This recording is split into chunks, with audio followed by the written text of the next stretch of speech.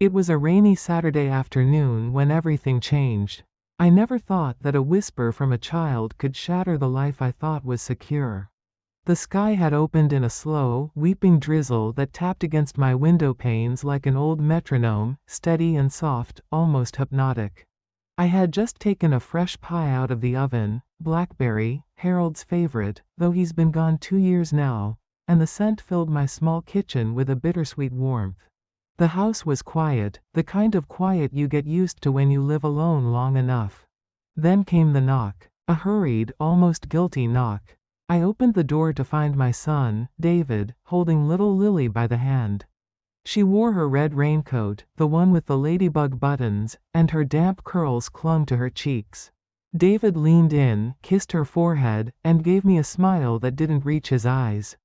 "Just a few hours, Mom. We need to run some errands." It wasn't the words that unsettled me, it was the tone. Flat, too polite, like a rehearsed line in a bad play. Before I could ask a single question, he was gone, back down the driveway, leaving wet footprints behind him. I shut the door slowly, feeling the chill that had crept and settled deep in my bones. Lily stood still in the hallway, gripping the sleeve of my sweater. Her tiny hand was ice cold. I crouched to meet her eyes, those wide, serious eyes too old for her 7 years, and she leaned in, her breath warm against my ear. "Grandma," she whispered, voice trembling like the rain against the roof. "They want to send you to a nursing home and take your money." I froze. For a moment, I couldn't hear anything but the tick of the wall clock. My mind scrambled for explanations. Maybe she misunderstood, maybe she dreamed it. But then I saw her little brow furrow, her lip quiver, and I knew. She wasn't mistaken. She was scared. "Daddy and Mommy said it when they thought I was asleep," she added, barely audible. The pie on the counter was still steaming, the sugar crust crackling as it cooled. I stared at it blankly, wondering how something so warm could exist in a moment so cold. My fingers twitched with the urge to smooth the hem of my blouse, a nervous habit I'd had since girlhood, but I held back. I needed to be strong now. For Lily. For myself. The weight of her words pressed against my chest like a stone. I wrapped my arms around her, feeling the dampness of her coat seep into my sweater, and I whispered, "It's going to be all right, sweetheart. I promise." But even then, I wasn't sure. The truth settled in like a storm cloud that wouldn't pass. My heart stopped, or at least, it felt like it did. I pulled Lily close, brushing her wet curls from her forehead, searching her little face for some sign that she'd misunderstood. Children hear things out of context all the time, don't they? But there was no confusion in her eyes. Just fear and something else, guilt, maybe, for telling me. The room suddenly felt colder, though the fire in the living room still crackled softly. The scent of the blackberry pie, once comforting, now turned my stomach. I stood up slowly, guiding Lily to the worn velvet armchair by the window, the one Harold used to sit in while he read his paper, and wrapped a crocheted blanket around her. The same one I'd made the year David was born. That felt like a lifetime ago. "Did they say anything else?" I asked gently, kneeling beside her. My knees protested the movement, but I didn't care. Lily nodded, eyes wide. "Mommy said, if we don't act soon, she might change the will. And Daddy said, she's not thinking clearly anymore anyway." Her voice broke on the last word. I felt a flush rise in my chest, not of shame, but of rage. Quiet, simmering, maternal rage. The kind I hadn't felt since David was a boy and someone at school called him names. But this time, it was him. My own son. And Amanda, who never did like my old furniture or my old stories, now scheming to erase me while I was still very much alive. I stood, rubbing my temples. The old kitchen clock ticked too loud. My hands were shaking, so I reached for the edge of the counter, grounding myself in the coolness of the stone. I thought back. David had been oddly attentive lately, asking how much the house was worth, wondering aloud if I had any long-term plans, offering to help me sort through my papers. And I'd brushed it off, told myself he was just being thoughtful. I was a fool. I poured Lily a cup of warm chamomile tea, the way I used to when she was sick, and handed it to her with both hands. The cup was shaped like a cat, with little whiskers painted on the side. She smiled faintly, sipping it slowly, the steam fogging her glasses.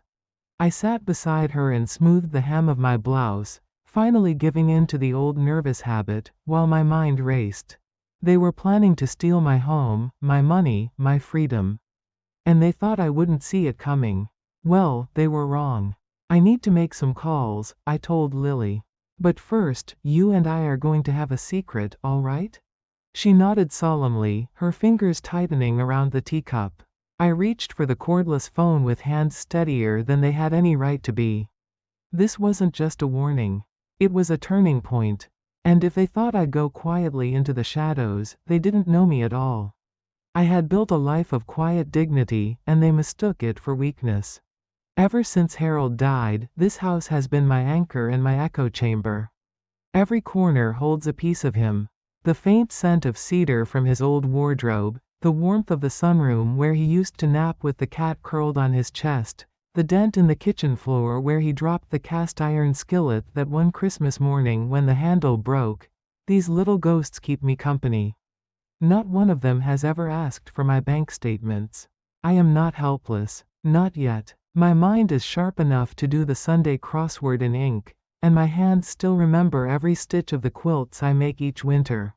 I cook real meals, not frozen trays. I tend to my garden without supervision. I know when it's going to rain by the way the hydrangeas droop their heads. But lately, David has been circling, like a vulture dressed in khakis and concern. It started with the little things, reminding me to lock my doors, asking if I had trouble remembering things, offering to set up an app for my prescriptions. Then came the brochures, slick, colorful pictures of smiling gray-haired couples playing bingo and eating soft casseroles in cheerful cafeterias. Just options, he said. At first, I believed he cared. I even thanked him. But now, I see the pattern. The phone calls where he brings up my future. The way Amanda walks through my home with narrowed eyes, making polite comments about downsizing. She has a permanent frown when she looks at my floral curtains or my chipped teacups. I once caught her rearranging my spice rack without asking. I remember the day she told me, years ago, David deserves better than living in his childhood home forever. She meant it as a joke, but I saw the truth in her smirk. And yet I let them in. I kept setting the table for them. Kept pretending that family meant something permanent. That the son I raised would never try to dismantle the life I built. I leaned against the doorway to Harold's study, the one I'd kept just as he left it. His old fountain pen still rested beside the inkwell he never let anyone touch. I picked it up now, just to feel the weight of it in my hand. David doesn't know I still balance my checkbook manually. That I have folders labeled and color-coded in the filing cabinet he never thought to open. He thinks I'm just an old woman in cardigans and orthopedic shoes. Easy to manipulate, easy to move aside. Let him keep thinking that, for now. Because while they plot behind closed doors, I am beginning to map out something of my own. Sometimes the first step to survival is deciding you believe yourself. Do you trust me, Lily? I asked softly, kneeling beside her as she finished coloring a picture of a treehouse. She looked up from her crayons and nodded, her tiny hand stilling on the paper. Her drawing showed a tree with a crooked ladder and a little girl peeking from a window. I kissed the top of her head. Then I need you to keep what you told me just between us for now. Can you do that? Another nod. Her solemnity broke my heart. Once she was settled in front of an old cartoon on the TV, I went to my room and locked the door. My heart pounded as I pulled out my address book, the same one I'd kept since 1983, its pages yellowed, ink faded, but still dependable. I found the number, right under L, for legal matters, Robert Ellison, attorney at law. I dialed. Eleanor? His voice on the other end was surprised, laced with concern. Is everything all right? No, Robert, it's not. I need your help. And I need it tonight. I told him what Lily had said. I didn't embellish, didn't dramatize, I spoke slowly, carefully, while staring at Harold's old fishing hat still hanging from the coat hook. By the time I finished, Robert was quiet. Not the stunned kind of quiet. The calculating kind. First, he said, you need to secure your documents and accounts. Change your banking access, lock down your will, and prepare an emergency amendment to your power of attorney. I'll draft it tonight. Do you still have your copies? Of course, I said, with a firmness that surprised even me. Everything's in the fireproof box upstairs. Good. Eleanor, I've seen this before. You're not overreacting. Let's make sure they don't get away with it. I thanked him, hung up, and stood for a long moment in front of the mirror above my dresser. The woman looking back at me had silver streaks in her hair and new lines around her mouth, but her eyes? They were steel. I tucked a stray strand behind my ear and reached for the small bottle of lavender oil I kept on the nightstand. Dabbed some on my wrists. It always calmed me. Back downstairs, Lily had fallen asleep on the couch, curled up under Harold's old flannel jacket like a kitten in a nest. I tucked the blanket around her and watched her chest rise and fall. In that moment, she looked both fragile and unshakably strong. She had saved me. With one whisper, she had yanked back the curtain. And now, it was my turn. Quietly, I began dismantling their plan, one step at a time. While Lily sat at the kitchen table drawing suns and stars with her crayons, I climbed the stairs with the slow, deliberate steps of someone doing more than just retrieving paperwork. Every creak of the wood underfoot felt like a warning, or maybe a vow. I would not be cornered in my own home. The air upstairs still carried the scent of cedar and lavender, two things I'd always found grounding. I walked into the guest room, opened the closet, and reached for the fireproof box on the top shelf. It was heavier than I remembered. My fingers, though a little stiff from the weather, found the latch easily. Inside were the things David had forgotten I kept. My original will, Harold's death certificate, our mortgage documents, and every bank statement I'd received for the past decade. Neatly labeled. Harold used to tease me about my obsessive filing, but I could hear him now, whispering, "Told you it'd come in handy." I brought the box down to the bedroom and set it on the bed. Next, I opened my laptop, the one David once called a relic, and logged into my bank accounts. First, I changed the PIN. Then the password. Then the security questions. After that, I moved half my money into a private savings account I'd opened years ago and never told anyone about. Harold and I had called it our just-in-case fund. David had once been a joint account holder. Not anymore. I printed the confirmation pages and added them to the folder I would be taking to Marjorie's the next day. Before heading back downstairs, I opened the hall closet and pulled out the box labeled security. It had Harold's handwriting on it. Inside, among old batteries and forgotten cords, was the small camera he'd installed years ago above the front door after a break-in on our street.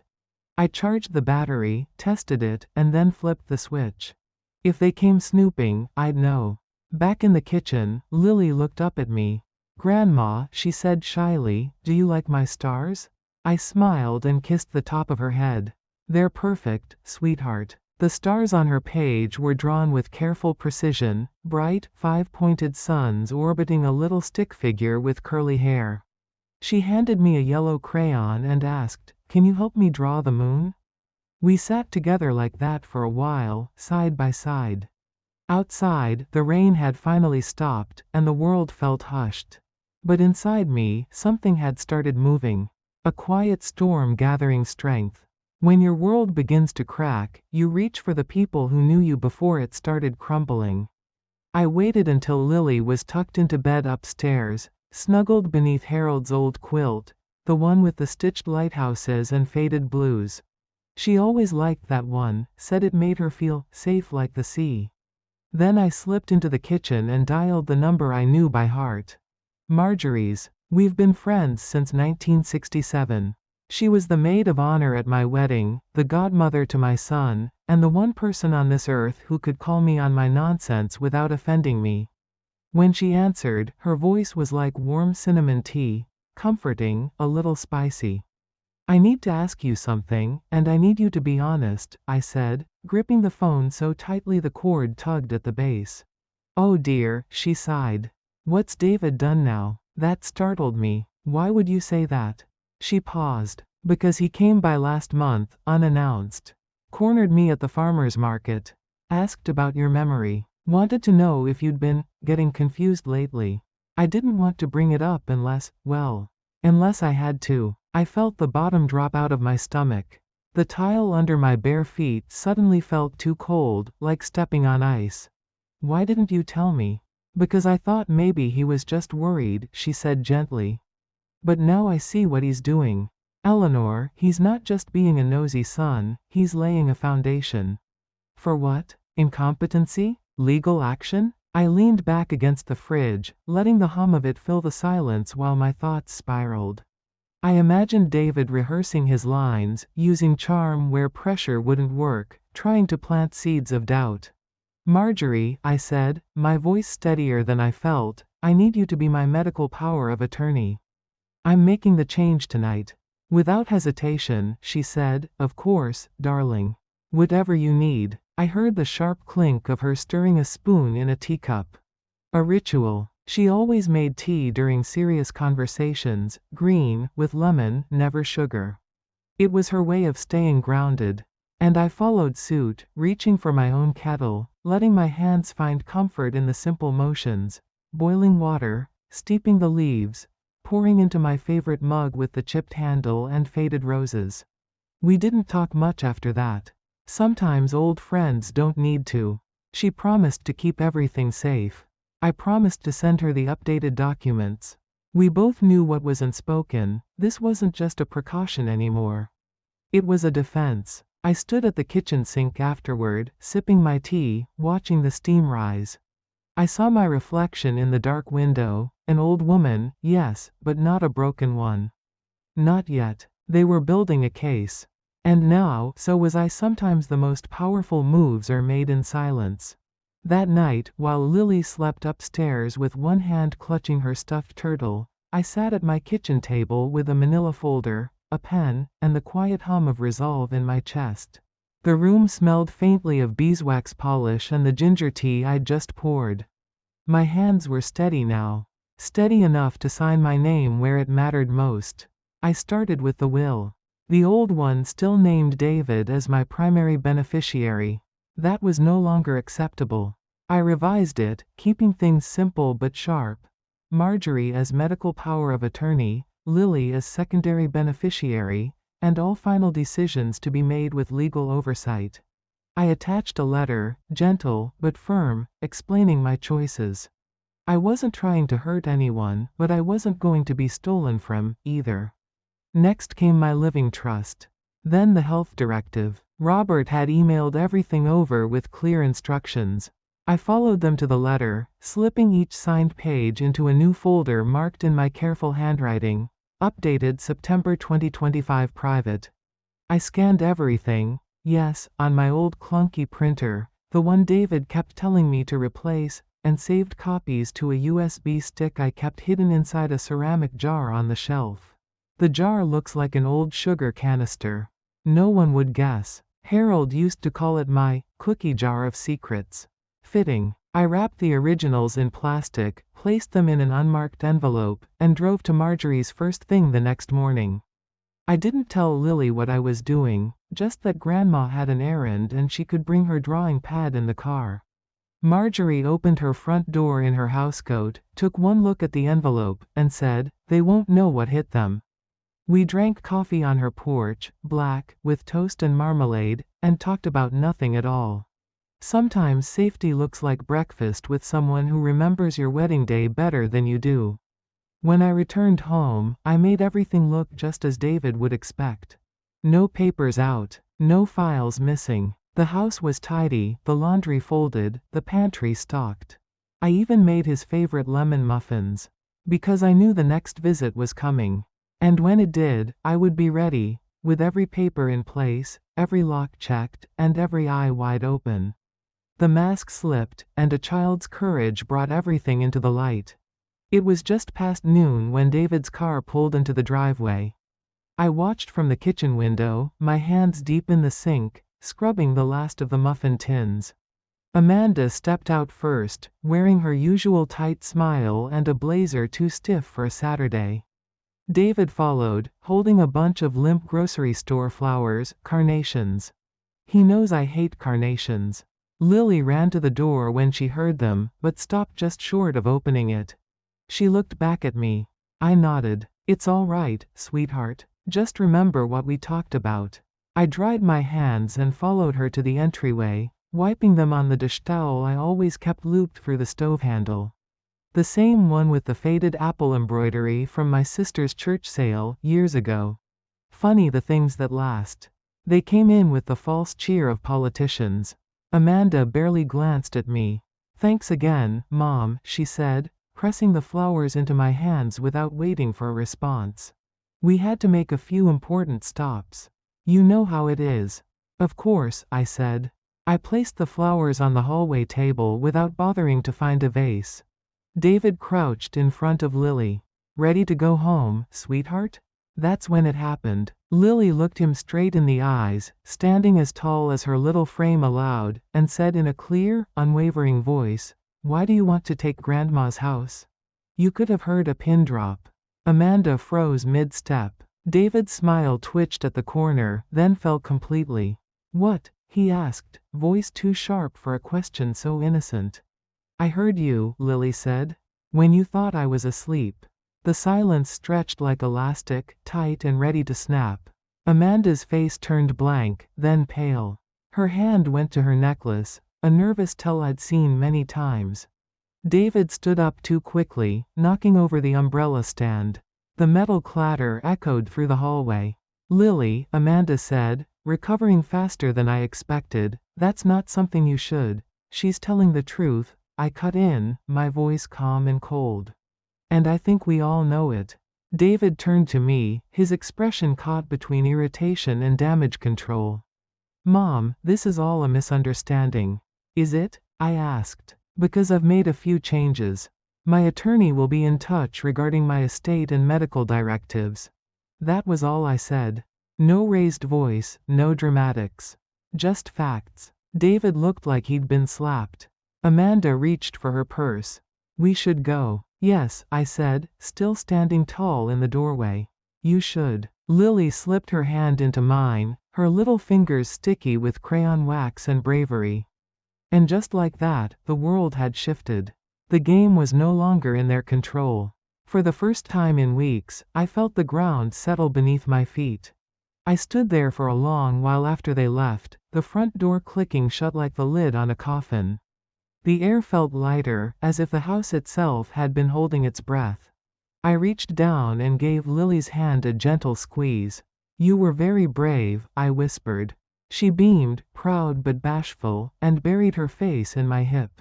I ran my fingers through her curls, still smelling faintly of strawberry shampoo, and kissed the top of her head. Then I turned back to the living room, where Amanda's abandoned scarf still lay on the armrest, cashmere, expensive, and forgotten in the rush. I didn't bother returning it. Instead, I folded it neatly and placed it in the hall closet with the things I no longer trusted. The house was quiet again, the kind of quiet that used to feel lonely. But now, it felt earned. Safe. Like a moat had been dug around me overnight. I took a slow breath and walked back into the kitchen, where the lemon muffins still sat on the counter, untouched. I made myself a cup of tea, ginger this time, for strength, and stood by the window, watching the wind play in the trees. When the phone rang an hour later, I let it go to voicemail. Then another call. Then a text. David, can we talk?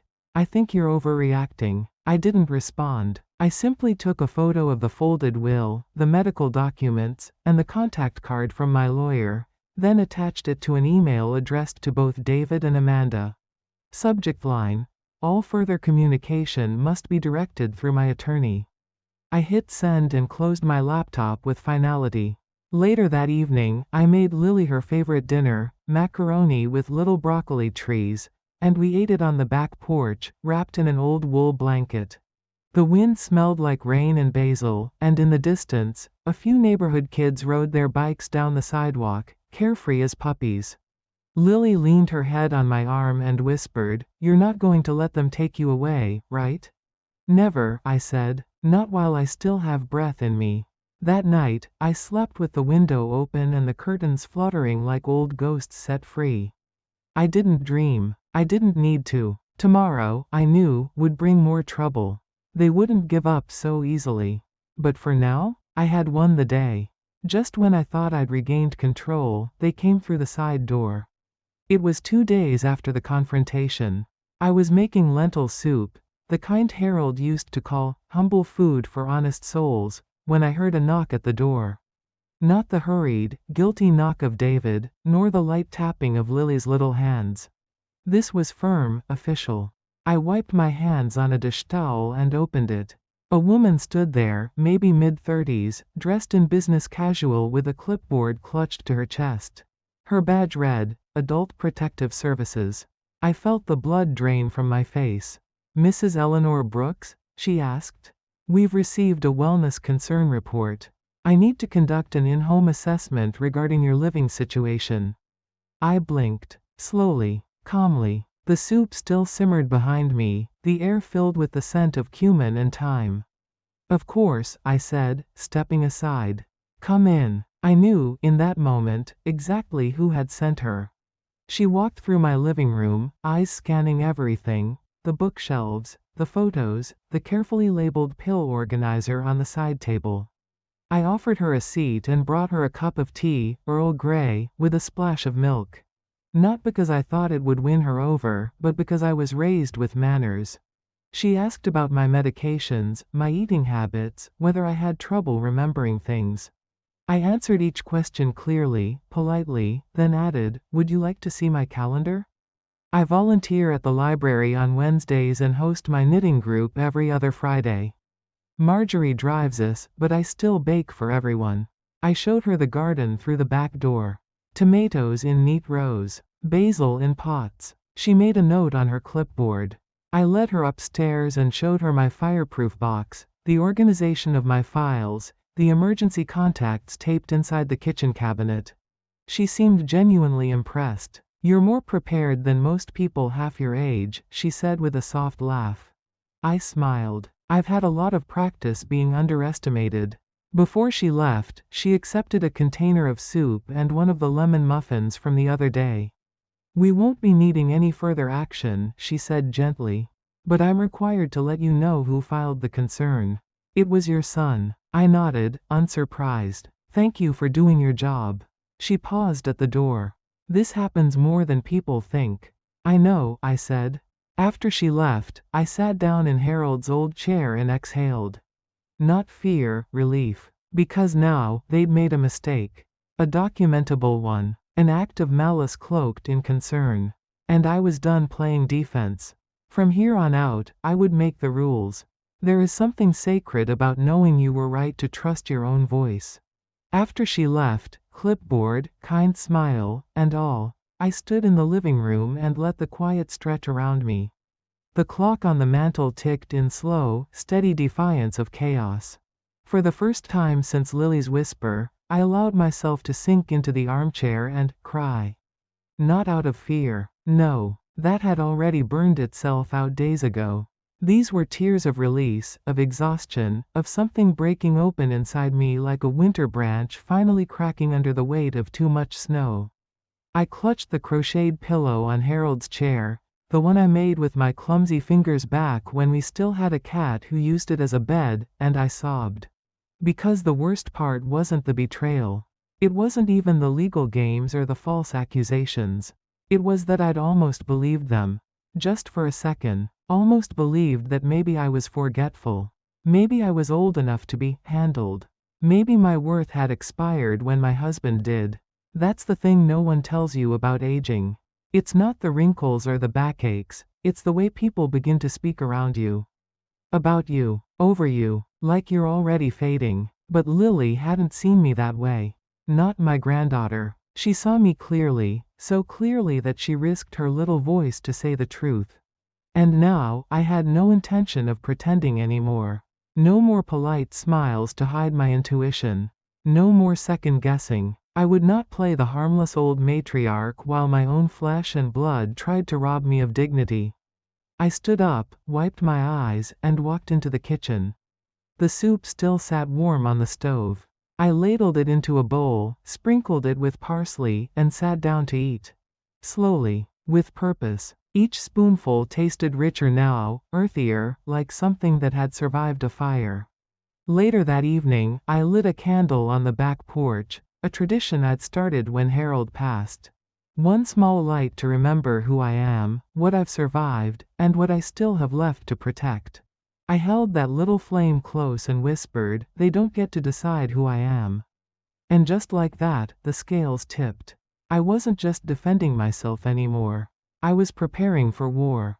If they were going to come for me again, they'd find the doors locked and the lights on. The next morning, I was up before the sun. The sky was a deep indigo, the kind Harold used to call, "the hour God listens best." I moved through the house quietly, the floor cool beneath my feet, the scent of brewing coffee mixing with the faint rosewater I dab behind my ears each day. Old habits, old armor. By 7, I was at Marjorie's again, this time not with documents, but with hardware. She met me at the door in a denim jacket and sneakers, holding a box of locks and an electric drill she'd borrowed from her neighbor. "Don't you look like trouble," I said with a smile. We installed 2 additional deadbolts, one on the front, one on the back, and added a chain to the side door nobody but Harold ever used. I replaced the key safe with a keypad system I ordered the same night as the social worker's visit. I wasn't just protecting myself. I was closing ranks. That afternoon, I called Lily's school and updated my pickup authorization list. Only I, Marjorie, and the principal were allowed to release her. "I know it's a bit much," I told the secretary, "but I'd rather be safe than sorry." She understood. Then I began to document everything. Robert had given me the advice. "If they try to go for guardianship," he said, "they'll need to prove incapacity." So we proved the opposite. I saved every message, every passive-aggressive text from Amanda, every voicemail David left implying I was forgetful or overwhelmed. I took screenshots of their public posts on social media, the ones that painted me as a burden or used coded language like "time to help mom transition." I even recorded my own phone calls, with a legal disclaimer, of course. And then I started a journal. Not just notes, but detailed entries, what I ate, what I read, who visited, what conversations were had. A living record of my competence. I wrote with my favorite pen, the one with the floral design and smooth ink, in a red leather notebook I hadn't used since Harold's last birthday. At night, I reread what I wrote. Not because I doubted myself, but because I wanted to remember what it felt like to fight back with clarity. I was no longer simply holding ground. I was reinforcing it. Let them come. I had the paper trail, the passwords, the locks, the allies. And most importantly, I had the truth. Their secrets arrived in my mailbox, delivered by a coward, opened by a woman no longer afraid. It was just after lunch when I found it. The mail had arrived late, as it often did on Wednesdays, and I shuffled through the usual stack: electric bill, a catalog I didn't ask for, and a plain manila envelope with no return address. The handwriting was unfamiliar, slanted, and deliberately careful. I felt a small jolt in my chest, the kind that used to come just before a bad phone call. Still, I opened it. Inside were pages, printed screenshots, neatly trimmed. A group chat, between Amanda and her sisters. At first, I thought it was a prank. But then I saw Amanda's name, clear as day, with the blue speech bubble beside it. "Once she's out of the house, we're listing it immediately. David's already talking to a realtor." I sat down slowly, the envelope trembling in my hands. The dining room, so familiar and warm with its lavender-scented candle and bowl of ripening pears, suddenly felt sterile. Like a stage set. Another message followed: "She's old. She won't fight back. We just have to make her look incapable." And another: "Make sure Lily doesn't say anything to her. That kid's too observant." That was the one that did it. My stomach turned cold, not for myself, but for Lily, my sweet, clever girl who had already done more for me than most adults would. They hadn't just underestimated me. They'd tried to silence her, too. I looked down at the last message in the packet, sent just days ago. If she pushes back, we call it confusion. Just stay calm and keep repeating the same story. Sooner or later, someone will believe us. It wasn't just betrayal anymore. It was conspiracy. I stared out the window at the bird feeder swinging in the breeze. A cardinal landed, bold, red, defiant. Harold used to say cardinals were messengers. That when one showed up, it meant you were being watched over. I chose to believe it. Whoever sent the envelope, some angel in disguise, or maybe a guilty conscience, I owed them a debt. I tucked the papers into my red leather journal, beneath the entries I'd been recording, and drew a small star beside today's date. Then I made a pot of peppermint tea and sat at the table, notebook open, heart calm. Because now I had proof. Real, undeniable evidence. And tomorrow, I would use it. The table was set with truth, and for once, they had to sit at it. I invited them over under the pretense of a family dinner. I even cooked, like old times, roast chicken, green beans with almonds, those little buttered rolls David always used to sneak before they hit the table. The house smelled like comfort, like a memory they could cling to while they dangled their lies. Amanda wore perfume too strong for my small dining room. David brought wine he didn't even bother to ask if I could still drink. Lily, wise as ever, stayed close to me. She sensed the tension in the air the same way animals sense storms. They chatted at first, small talk, forced smiles. Amanda complimented the dishes with hollow eyes. David asked about the garden. I nodded, served the food, poured water into the crystal glasses Harold and I received on our wedding day. And then, before a single bite was taken, I stood. There's something we need to discuss, I said, placing a manila envelope at the center of the table. Now. Amanda's fork paused midair. David blinked. I opened the envelope and spread out the contents, printouts of their messages, each one slipped between protective plastic sleeves like museum exhibits. Would either of you like to explain this? I asked, my voice even, my hands folded. David looked like I'd poured the wine straight down his shirt. Amanda turned pale, colorless pale, the kind that crawls into the neck and ears and won't leave. What is this? Amanda whispered, already knowing. You tell me, I said. David leaned forward. Mom, this is out of context. No, I interrupted.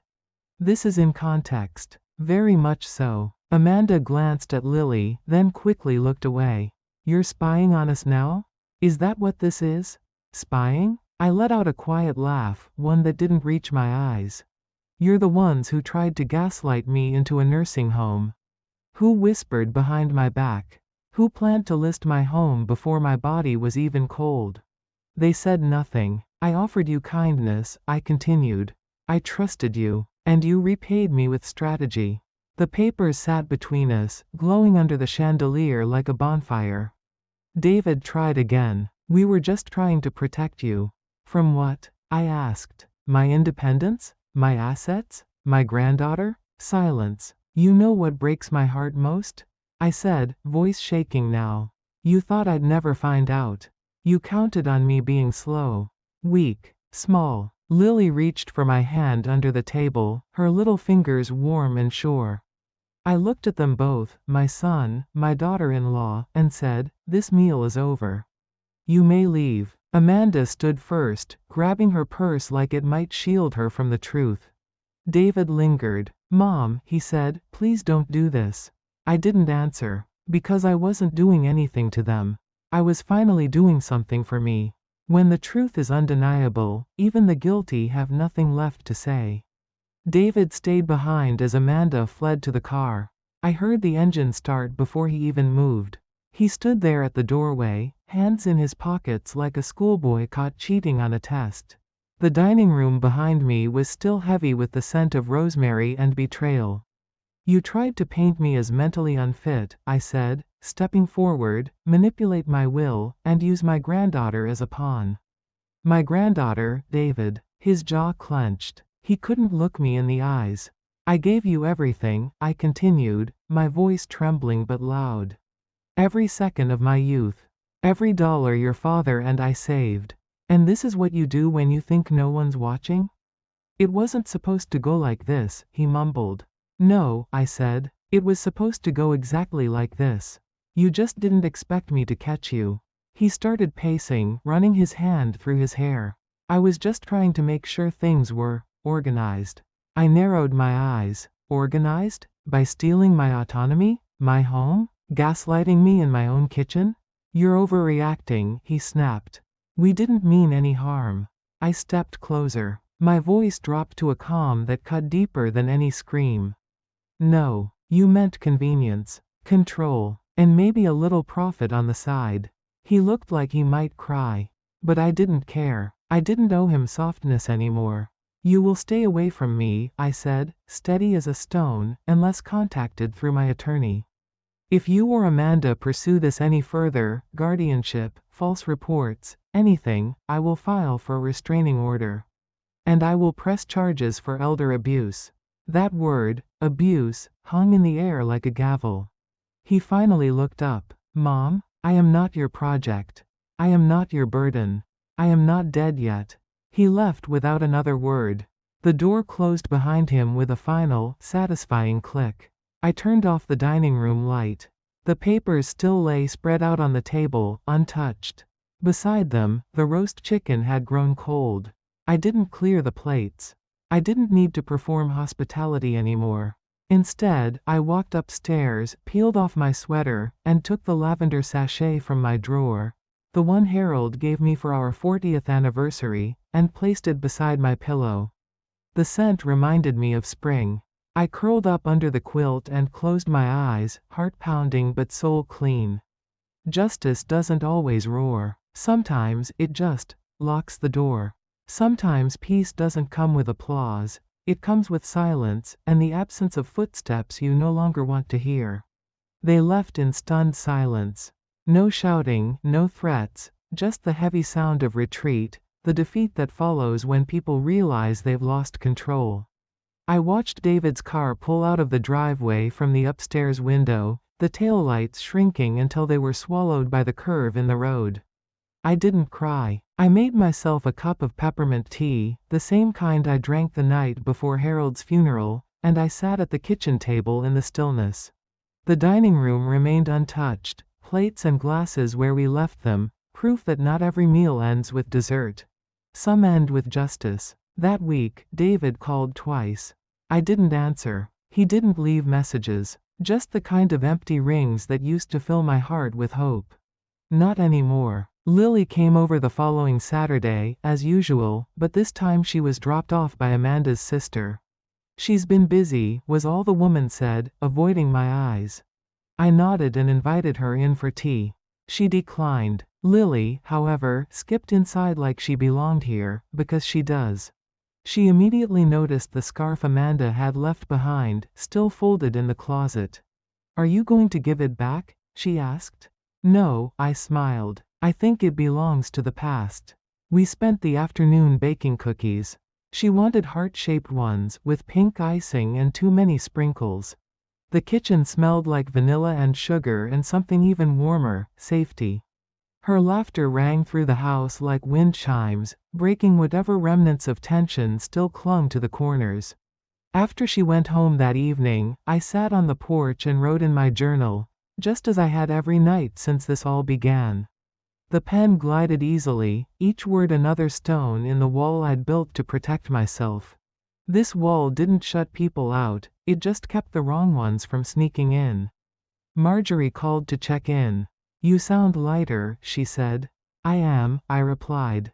It wasn't over, not entirely. These things never are, but the immediate threat had passed. My accounts were secured, my home protected. My voice, louder than it had been in years, now had legal echo. And above all, I had Lily. Some people bring the storm. Others, like that little girl, become your anchor in it.